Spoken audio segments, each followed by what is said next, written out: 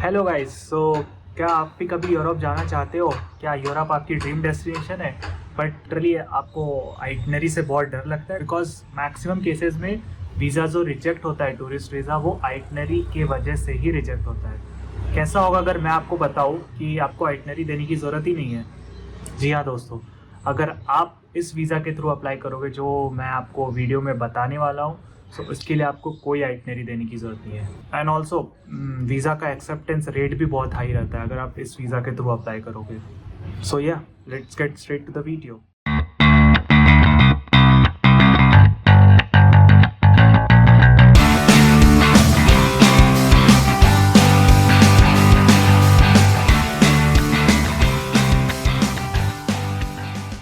इस वीडियो में मैं बात करने वाला हूँ फ्रेंड्स एंड फैमिली वीज़ा के बारे में। फ्रेंड्स एंड फैमिली वीज़ा के लिए the most important clause will be that you must have one of your friend और relative living there in Europe. या दैट्स राइट, आपका कोई भी एक फ्रेंड या रिलेटिव यूरोप में रहना चाहिए, then only you would be eligible for this visa. मैंने एक्चुअली पूरी लिस्ट रेडी कर रखी है, प्रिंट आउट निकाल रखी है जैसी के साइट से। This would help me through this video. हम ब्लाइंडली फॉलो कर सकते हैं इस चेक लिस्ट को। फर्स्ट ऑफ ऑल आपको लगेगा एक शेंजन वीज़ा फॉर्म, जो कि आप इजीली कहीं से भी डाउनलोड कर सकते हो, VFS के साइट से या एम्बेसी के साइट से। मैंने अप्लाई किया था स्वीडन के थ्रू, कॉज मेरी सिस्टर स्वीडन में रहती है from past few years, so Sweden was the best choice for me. आप किसी और कंट्री से भी अप्लाई कर सकते हो, the process is pretty much standard और सिमिलर ही रहे। उसके बाद लगेगा एक पासपोर्ट का कॉपी प्लस आपकी ओरिजिनल पासपोर्ट, ये आपको सबमिट करना है।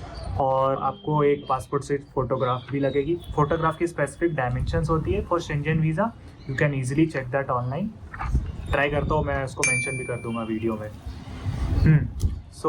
इन दो चीज़ों के बाद आपको लगेगा एक invitation form, which is the most important document of this visa. Invitation form is basically a form which the person who would be inviting you from Europe उनको फिलअप करना है। मेरे केस में मैंने ये अपनी सिस्टर से फिलअप करवाया था। It's pretty much simple form, 2 pages का होता है। आपको जस्ट अपने रिलेटिव या फ्रेंड जो भी यूरोप में रह रहे हैं, बेसिकली आपके होस्ट जो होंगे, उनको बोलना है, उनको ये फॉर्म दीजिए and they will fill it up.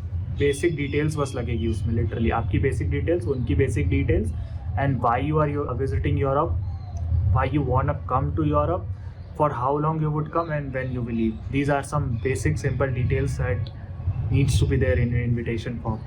मैंने सिंस स्वीडन से अप्लाई किया था, तो स्वीडन का अगर आपको चाहिए इन्विटेशन फॉर्म तो मेंशन करना डिस्क्रिप्शन है, मैं आपको प्रोवाइड कर दूंगा। Coming to the next document is, अगर आपका host is sponsoring your trip to Europe, then you would be needing his or her bank statement and pay slips for last 3 months to prove that they are financially capable of sponsoring you. If they are not sponsoring you, you are going on your own expenses, then it's fine. आप अपनी document submit कर सकते हो। Then you would be needing proof of kinship. Proof of kinship भी बहुत simple documents है।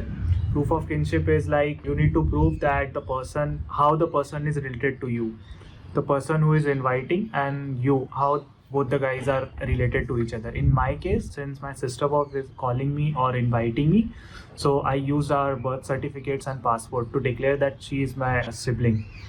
Likewise, you can use your photographs, you can use your email conversations to just prove that you guys know each other. That's all you need to do.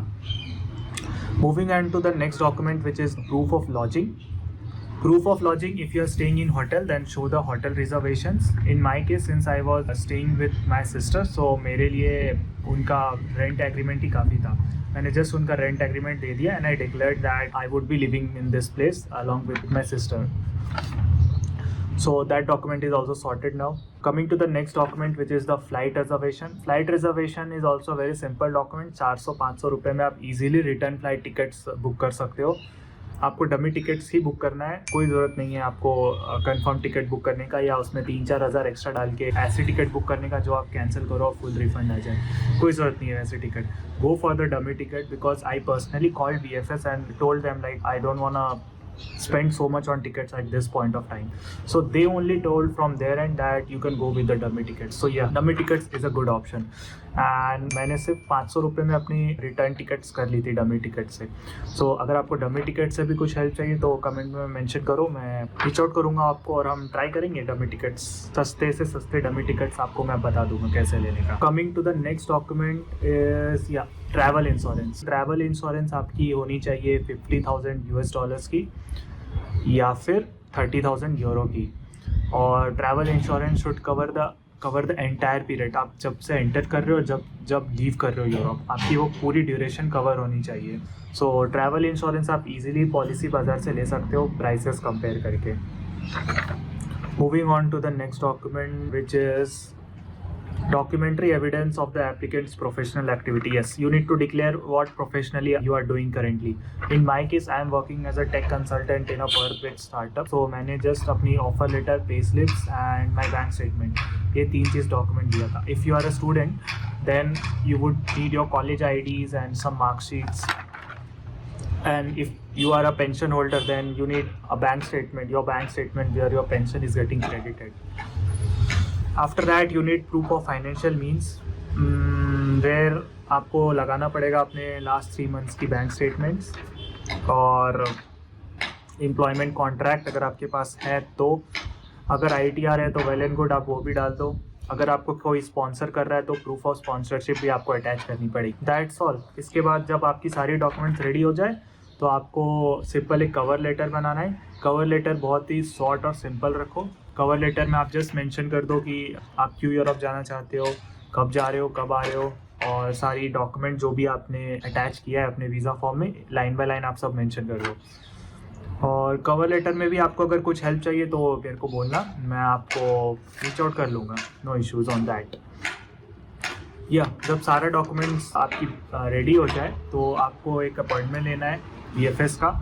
अगर आप कोई popular countries के through appointment ले रहे हो जैसे कि France, Italy, these countries से स्विट्ज़रलैंड, अगर आप इन सब कंट्रीज़ का अपॉइंटमेंट लेना चाह रहे हो तो आपको थोड़ा वेट करना पड़ सकता है। सो अगर आप ऐसी कंट्री जहाँ पे कम टूरिस्ट जाते हैं वहाँ से अगर अपॉइंटमेंट लोगे तो आपको लिटरली बहुत जल्दी अपॉइंटमेंट मिल जाएगा। मेरे केस में मैं स्वीडन से अपॉइंटमेंट लिया था और मेरे को लिटरली 2 दिन पहले मैंने अपॉइंटमेंट लिया था और मेरे को ईजिली अपॉइंटमेंट मिल गया था। अपॉइंटमेंट एक बार हो गया, आपने डॉक्यूमेंट सबमिट कर दी, तो मैंने VFS कोलकाता का अपॉइंटमेंट लिया था। सो फर्स्ट ऑफ ऑल मैंने कोलकाता में अपनी डॉक्यूमेंट सबमिट की, देन कोलकाता से मेरी डॉक्यूमेंट्स गई Delhi, VFS Delhi, then VFS Delhi से मेरी डॉक्यूमेंट्स गई स्वीडिश एम्बेसी।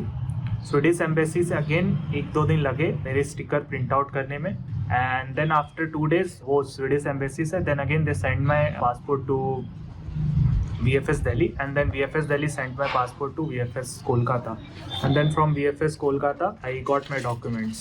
एक बार VFS कोलकाता मेरी पासपोर्ट आ गई, देन वो मेरे पासपोर्ट को कुरियर कर दिए, कॉज मैंने कुरियर फैसिलिटी यूज़ की थी। कुरियर फैसिलिटीज़ का मोस्टली आपको 400 to 500 you need to pay extra apart from the visa cost. And then visa में अराउंड मेरे को 8500 के अराउंड लग गया था। सो दैट्स ऑल, उतना ही लगा था। देन लाइक विदिन 7 days मुझे मेरा पासपोर्ट स्टैम्प होके आ गया था, वीज़ा स्टिकर लग के आ गया था मेरा पासपोर्ट। सो मैं आपको अपनी एनवेलप दिखाता हूँ जिसमें मेरा पासपोर्ट आया था। So this was the envelope. इसको मैं अपोजिट साइड से भी दिखाने का ट्राई करता हूँ, मेक श्योर करता हूँ मेरा एड्रेस ना चला गया है। So this was the visa form, यहाँ से आया था, एंड देन इसके अंदर क्या क्या था मैं आपको वो भी शो करता हूँ। बेसिकली लोग बोलते हैं कि अगर एनवेलप में एक प्रिंट आउट है 1 पेज की, 1 या 2 पेजेस की, then mostly your visa is rejected, because उस पेज में वो मेंशन करते हैं why your visa is rejected. मेरे केस में ऐसा नहीं था, मेरे को सिंपली बस पासपोर्ट भेजे थे along with these 2 documents. The first one is this one,